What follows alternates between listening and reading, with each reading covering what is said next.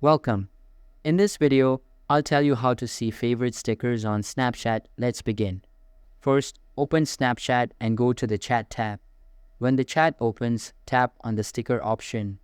This sticker icon looks like a smiley face and is located right beside the gallery text bar at the bottom. On the sticker bar, you will see a heart icon. Tap on that heart and you will see all the favorite stickers you have saved. If you want to add stickers to your favorites on Snapchat, follow these steps. Open Snapchat and go to any chat. Tap on the sticker option next to the gallery. Find the sticker you want to add, then press and hold it until a menu appears. From the menu, select Add to Favorites.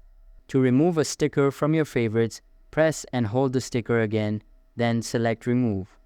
This way, you can easily manage your favorite stickers and find them quickly when chatting on Snapchat. That's it for this video. Thanks for watching.